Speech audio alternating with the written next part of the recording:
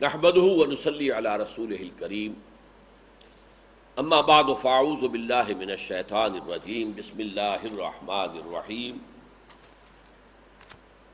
ثم قفينا على آثارهم برسلنا وقفينا بعيسى ابن مريم وآتيناه الانجيل، پھر ہم نے ان کے نقوش پا پر ابراہیم اور نوح اور ان کے جو پیروی کرنے والے تھے انہی کے نقوش پا پر ہم نے اور رسول اٹھائے، اور بالآخر ہم نے بنی اسرائیل کا آخری رسول بھیجا اور وہ تھے حضرت عیسیٰ۔ قفینا بعیسیٰ ابن مریم، مریم کے بیٹے عیسیٰ کو، وآتیناہ الانجیل، انہیں ہم نے انجیل عطا کی، وجعلنا فی قلوب الذین اتبعوہ رأفۃ ورحمہ، اور جن لوگوں نے ان کی پیروی کی ان کے دلوں میں ہم نے رافت، اب رافت کا ترجمہ آپ ایک لفظ سے چاہیں تو رقت، رقیق القلب، حضرت ابو بکر کے لیے یہ لفظ خاص طور پر آتا ہے، بہت رقیق القلب انسان تھے، یعنی رقیق کہتے ہیں پتلا، ایک ہے پتھر سخت، تو پتھر سخت جو ہے جس کا دل ہو اسے کسی کے کسی درد کا احساس نہیں ہوتا، دفع ہو وہ اس کا درد ہے وہ جانے، لیکن یہ رقیق القلب آدمی جو ہے پھر متاثر ہوتا ہے اس سے، اور یہ تاثر جو ہے normal reaction of human nature, صحیح اگر نیچر ہے تو ریئیکشن کیا ہوگا، اس کا نام رافت ہے، ورحمہ، اور رحمت، پھر اس رافت کا نتیجہ رحمت کی شکل میں کہ اس کی جو ہے داد رسی کی جائے، اس کی مشکل کشائی کی جائے، جو بھی کیا جا سکتا ہو۔ وَرَهْبَانِيَّةً ابْتَدَعُوهَا، اب اس لفظ کو پہلے سمجھیے، رہب کہتے ہیں خوف، خشیت، رہب، یہ لفظ قرآن مجید میں بہت مرتبہ آیا ہے، ہِیَّاَیَ فَارْہَبُونَ، بس مجھے سے ڈرو۔ اسی طرح کہا گیا ہے اعدوا لهم ما استطعتم من رباط الخیل، یہ جو گھوڑے باندھ کر رکھو ان کے لیے، اور ساز و سامان جو ہے فوجی تیار رکھو، ترہبون بہ عدو اللہ وعدوکم، تم ان سے خائف رکھو کہ بھائی ان کو چھیڑنا آسان نہیں ہے، ان کے پاس تو جو ہے موجود ہے اور ساز و سامان ہے۔ اعدوا لهم ما استطعتم من قوت ومن رباط الخیل، تو ارہاب کے معنی آج کل جو عربی میں لفظ استعمال ہوتا ہے ٹیررزم کے لیے، وہ ارہاب ہے، ٹیررسٹ وہ ہے کہ جو ارہاب کرتا ہے، ڈراتا ہے، دہشت زدہ کرتا ہے، دہشت گردی کے لیے لفظ یہ ہے، تو رحم کہتے ہیں ڈرنے کو، اور اسی سے لفظ بنا ہے رہبانیہ، رہبان فعلان کے بدل پر، بہت ہی ڈرنے والا، بہت ڈرنے والا، اللہ کا خوف، اللہ کی خشیت، انتہائی انتہائی انتہائی، یہ بھی غلط کام ہے۔ ہمیں یہ سکھایا گیا ہے کہ انسان کا مقام دونوں چیزوں کے درمیان ہونا چاہیے، اللہ کی رحمت کے امیدوار بھی رہو اور اللہ کی سزا سے خائف بھی رہو،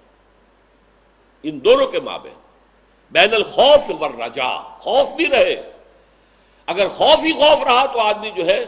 وہ بالکل یک طرفہ ہو جائے گا، پھر رہبانیت کی طرف چلا جائے گا، صراط مستقیم سے، اعتدال کے راستے سے ہٹ جائے گا،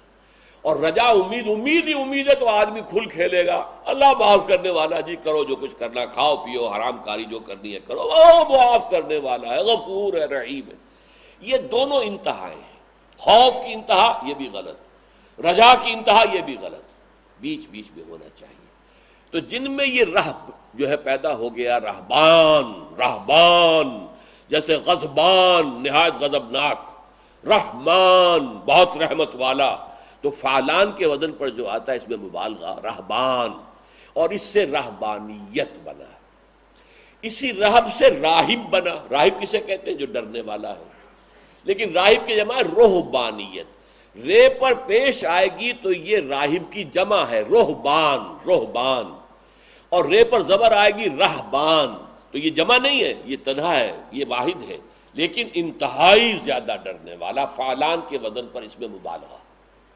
رہبانیہ، یہ رہبانیہ ہے جس پہ خوف اللہ کا اتنا غالب ہو جائے،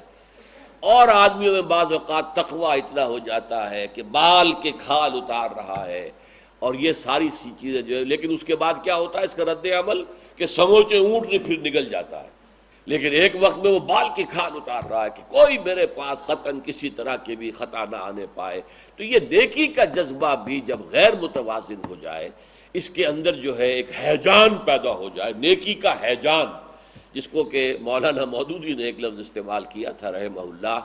کہ جس کو تقویٰ کا ہیضہ ہو جاتا ہے، یہ تقویٰ کا ہیضہ بھی ہوتا، تو اس کی شکل جو ہے وہ انہوں نے خود ایجاد کر لی۔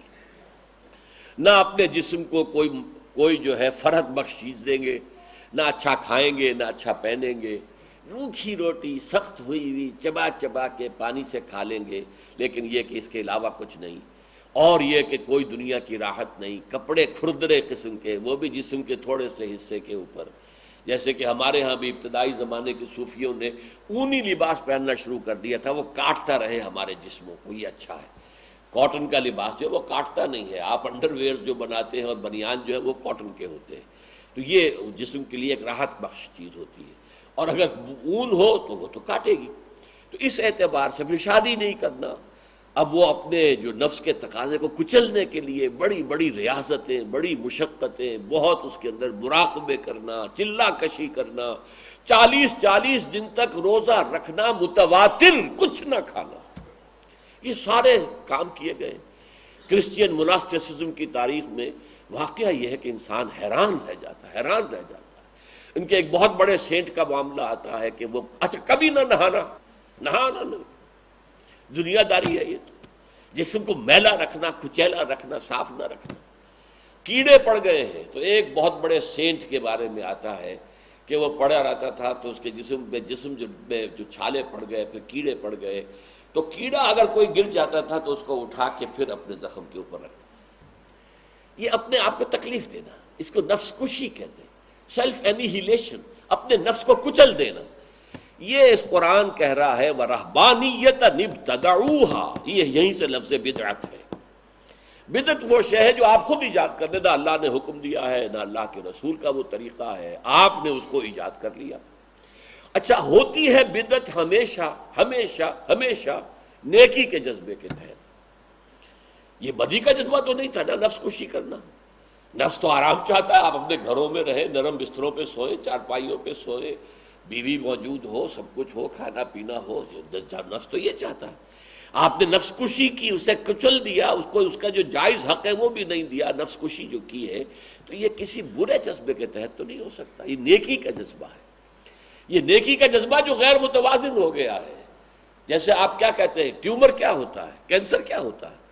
کسی ایک جس کے حصے کے ٹیشو جو ہے اس کے سیل بڑھنے شروع ہو جاتے ہیں آؤٹ آف پروپورشن، حالانکہ گروتھ تو ہر وقت ہے، میری کھال پر، آپ کی کھال پر مسلسل پرانے سیل مر رہے ہیں جو اتر جاتے ہیں، جب آپ یوں کرتے ہیں، نہاتے ہیں ہوتے تو وہ پرانے سیل جو ہیں وہ میل کی شکل میں اتر جاتے ہیں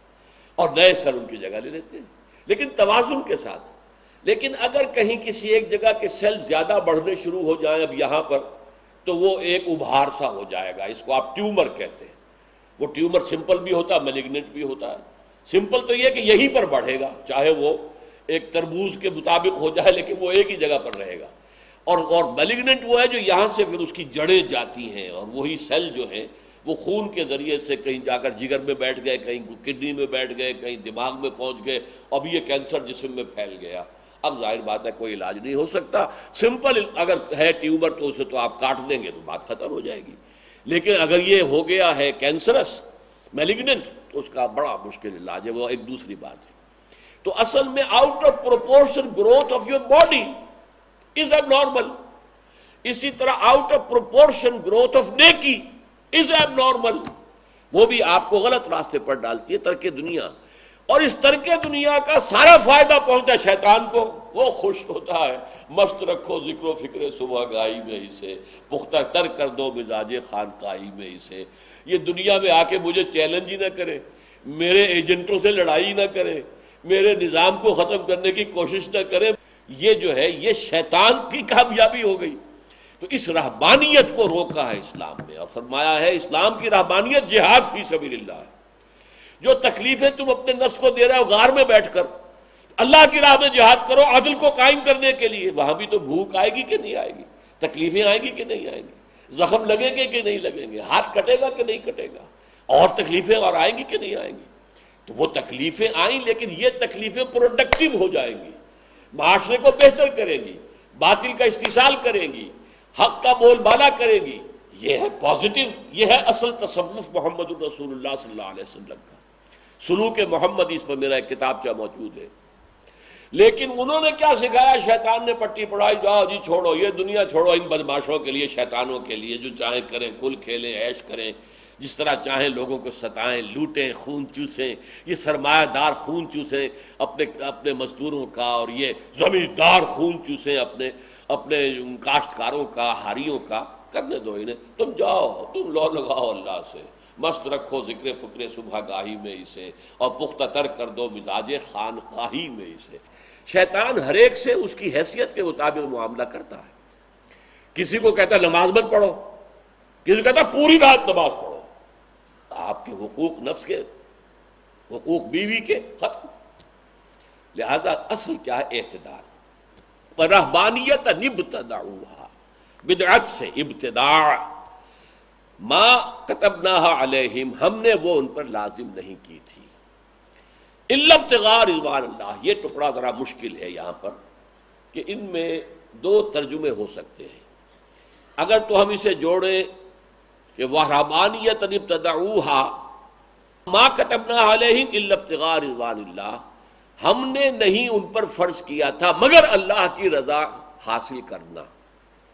اور ایک یہ ہے کہ انہوں نے رہبانیت ایجاد نہیں کی تھی مگر اللہ کی رضا کے لیے۔ یہ دونوں ترجمے ہو سکتے ہیں۔ یہاں یہ بات سمجھ لیجئے کہ جو ہم نے سورہ حدید میں پڑھا، دنیا کے ساتھ ہمارا معاملہ کیا ہونا چاہیے۔ دنیا میں رہو، طالب نہ بنو، دنیا سے محبت مت کرو، دنیا میں رہو اور باطل کا استحصال کرو، تمہیں جو بھی استقلال دیا اللہ کی راہ میں لگا دو۔ اچھا، اب یہ تو ہے اللہ کے دین کا راستہ۔ اس سے ہٹ کر جو راستہ ہوگا وہ اصل میں راہ اعتدال سے، لیکن یہ اعتدال سے ہٹنا دو طرح کا ہے۔ ایک دنیا کے غلام بن گئے، دنیا کے کتے بن گئے، دنیا ہی ان کا مطلوب ہے، دنیا ہی مقصود ہے، دنیا ہی محبوب ہے، حلال سے ہو، حرام سے ہو، جائز سے ہو، ناجائز سے ہو، دنیا ہے۔ ایک یہ ترک دنیا، نہ بیوی بچے، نہ یہ، نہ شادی کا بکھیڑا، نہ گھر گھروندا، یہ دوسرا ہو گیا۔ دونوں انتہائیں ہیں، لیکن ان دونوں انتہاؤں میں سے زیادہ بری کون سی ہے؟ دنیا کا کتا بہت برا ہے اس سے۔ یہ اگر وہاں گیا ہے تو اللہ کے ڈر کی وجہ سے گیا ہے، خوف کی وجہ سے گیا ہے، اللہ سے لو لگانے گیا ہے، اگرچہ غیر معتدل ہے، غلط ہے، راستہ صحیح نہیں ہے، لیکن یہ متوازی نہیں ہے۔ جو دنیا کے کتے بن گئے ہیں وہ بہت برے ہیں، بہت برے ہیں، بہت برے ہیں۔ اس لیے یہاں رہبانیت کی نفی تو کی ہے، لیکن گنجائش ایک رکھی ہے، ما کتبنا علیہم الا ابتغاء رضوان اللہ۔ ہم نے تو ان پر کوئی چیز فرض نہیں کی تھی سوائے اس کے کہ اللہ کی رضا حاصل کرنے کی کوشش کرو، یا انہوں نے رہبانیت ایجاد نہیں کی تھی مگر اس لیے کہ اللہ کی رضا جوئی کرے، اللہ کو راضی کرے۔ یہ دونوں ترجمے ممکن ہے، برابر ہیں، اور میرے نزدیک دوسرا زیادہ راجح ہے۔ یعنی اس میں اصل میں اللہ تعالیٰ اس عدم توازن اگر ادھر ہو گیا ہے کہ دنیا کی طرف جھک گیا سارا پلڑا جو ہے، یہ گئی اوپر آخرت اور اللہ، یہ بہت برا ہے اس سے کہ اگر برعکس ہو جائے کہ دنیا جو ہے اس سے انسان جو ہے بالکل کنارہ کش ہو جائے، اللہ کی محبت میں رہے۔ ظاہر بات ہے کہ یہ اس میں یہ بھی عدم اعتدال ہے، یہ بھی عدم اعتدال ہے۔ عدم اعتدال ہونے کے ناطے برابر، لیکن ایک عدم اعتدال وہ ہے کہ جو طالب دنیا بن کر ہو گیا ہے، دنیا کا کتا بن کر ہو گیا ہے۔ ایک عدم اعتدال وہ ہے جو تاریک دنیا ہو کر ہو گیا ہے۔ یہ دونوں برابر نہیں ہیں۔ اس لیے یہاں مذمت بھی ہے، لیکن ساتھ ہی وہ مزیت کی اس مذمت میں یہ تو کہا بدعت ایجاد کی۔ ایسا بدعت ہوتی ہمیشہ نیکی کے جذبے سے، جو غلو ہوتا ہے، محبت ہوتی ہے۔ حضرت عیسیٰ کی محبت تھی نا جس نے خدا کا بیٹا بنوا دیا۔ حضور کی محبت ہے نا جس میں کہ لوگ جو ہم نعتیں جب پڑھتے تو کہاں سے کہاں پہنچا دیتے ہیں۔ سرور دو عالم، سرور دو عالم تو ایک ہی اللہ ہے، کوئی انسان تو سرور دو عالم نہیں، حاکم تو وہی ہے۔ ان الحکم الا للہ، دونوں جہانوں کا مالک اور حاکم تو ایک ہی ہے، تو اللہ ہے۔ یہ اصل میں یہ سارے ہمارے مبالغے ہیں۔ تو اس اعتبار سے یہ جو بدعت ہے اس کی بنیاد ہوتی یہی ہے، نیکی اور کسی خیر کی طلب، لیکن عدم توازن۔ جو اصل مجسمہ ہے محمد الرسول اللہ، جو نیکی کا مجسمہ ہے، ان کو سمجھو اپنے سامنے، ان کا توازن، ان کا اعتدال، اس کو سامنے رکھو، اس کی پیروی کرو۔ فما رعوها حق رعایتها، اب یہ ہے ایک تلخ حقیقت۔ پھر انہوں نے اس کی حفاظت نہیں کی، رعایت اور لحاظ نہیں کیا جیسا کہ کرنا چاہیے تھا۔ بہت شاذ ایسے لوگ ہوتے ہیں کہ جو ایک دفعہ دنیا سے تعلق موڑ لیتے، وہ واقعی موڑ لیتے ہیں، لیکن اکثر و بیشتر پھر کیا ہوتا ہے، دینداری کے پردے میں دنیا داری شروع ہو جاتی ہے۔ ہسٹری آف کرسچین موناسٹسزم، عیسائی خانقاہیت کی تاریخ خود انہوں نے لکھی ہے، ہم نے نہیں لکھی، یورپینز نے لکھی ہے، اور اس میں کیا ہے کہ ان کے تہخانوں کے اندر حرامی بچوں کی قبریں بنتی تھیں، کیونکہ یہ فطرت کا تقاضا ہے، آپ پابندی نہیں کر سکتے،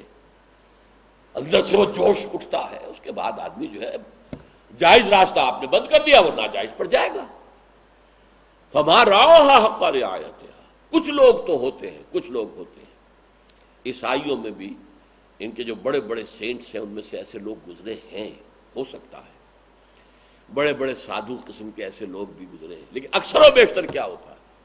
اب آج کل جو بڑے بڑے سادھوؤں کے کلٹ چل رہے ہیں، امریکہ تک کے اندر ان کے لوگ جو ہے مرید ہو رہے ہیں،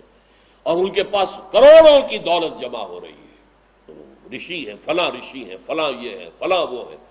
تو یہ اصل میں پھر دنیا کے دھندے بن جاتے۔ فما رعوها حق رعایتها، دیکھیے نفل کی عبادت جو ہے شروع کرنے کے بعد وہ واجب ہو جاتی ہے، آپ نے 2 رکعت نفل پڑھے، کسی وجہ سے پھر توڑ دینا پڑا، اب اس کا آپ کو دینا پڑے گا، اس کی قضا دینی پڑے گی، اس لیے کہ پہلے تو یہ نفل تھا، شروع کر لیا تو یہ واجب ہو گیا۔ تو اسی لیے آپ نے کوئی نیکی اپنے اوپر یا کسی شے سے اپنا لا تعلقی، جیسے حضور نے صرف ایک شہد نہ کھانے کی قسم کھائی تھی، اللہ نے ٹوک دیا، یا ایھا النبی لم تحرم ما احل اللہ لک تبتغی مرضات ازواجک، اے نبی کیوں آپ اپنے اوپر وہ شے حرام کر رہے ہیں جو اللہ نے آپ کے لیے حلال قرار دی ہے، اپنی بیویوں کی رضا جوئی کے لیے آپ کر رہے ہیں ایسا۔ قد فرض اللہ لکم تحلۃ ایمانکم، اللہ نے قسمیں جو ہے کھولنے کا راستہ پہلے سے معین کر دیا ہے، توڑیے اپنی قسم اور اس کا کفارہ دیجئے۔ تو یہ ہے کہ کوئی چیزیں جو ہیں اگر انسان اپنے اوپر لازم کر لے، حضور کو تو وہی آ گئی، مجھ پر تو نہیں آئے گی، پھر اس کی پابندی نہ کروں تو یہ دوہرا جرم ہے۔ آپ نے کسی نفلی ریاضت کا جو ہے اپنے اوپر جو ہے عہد کر لیا، اتنی نفلی ریاضت میں اب یہ فرض ہو گئی ہے آپ پر، اگر آپ نہیں کریں گے تو پکڑے جائیں گے۔ لہذا اس میں یہ کہ اپنے اوپر تشدد نہ کرو، سختی نہ کرو، اللہ نے جتنی عبادت لکھ دی ہے وہ ادا ہو جائے، اللہ کا شکر ادا کرو، باقی اپنی قوت توانائی، اپنی جد و جہد، اپنی بھاگ دوڑ، اپنی زندگی، اپنی موت اللہ کے دین کے غلبے کے لیے، لیقوم الناس بالقسط، نظام عدل و قسط کو قائم کرنے کے لیے صرف کرو۔ تو فرمایا فما رعوها حق رعایتها، جیسے ہمارے ایک کہاوت ہے، اچھی تو نہیں ہے، کہ نانی نے قسم کیا برا کیا اور کر کے چھوڑ دیا اور برا کیا، تو اسی طریقے سے خامخواہ آپ نے کوئی ایک چیز جو ہے جو آپ پر لازم نہیں تھی اپنے اوپر لازم کر لی، وہ لازم کر لی تو اب اس کی پابندی کرنی ہوگی، اب آپ نہیں کر پا رہے تو اب دوہرا جرم ہو گیا۔ تو کیوں اس میں آگے بڑھتے ہو، کیوں اپنے اوپر تشدد کرتے ہو؟ اسی لیے حدیث میں آیا لا تشددوا علی انفسکم، اپنے نفسوں کے اوپر تشدد نہ کرو۔ فآتینا الذین آمنوا منہم اجرہم وکثیر منہم فاسقون، اس آیت کے 2 معنی کیے گئے ہیں۔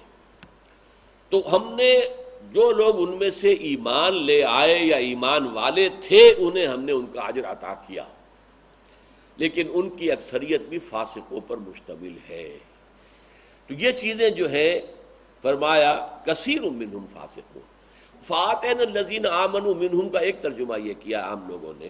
کہ جو لوگ ان میں سے ایمان لے آئے، یعنی عیسائیوں میں سے جو ایمان لے آئے حضور پر صلی اللہ علیہ وسلم، یہاں مراد ایمان سے محمد رسول اللہ پر ایمان ہے، انہیں ہم ان کا اجر عطا کریں گے،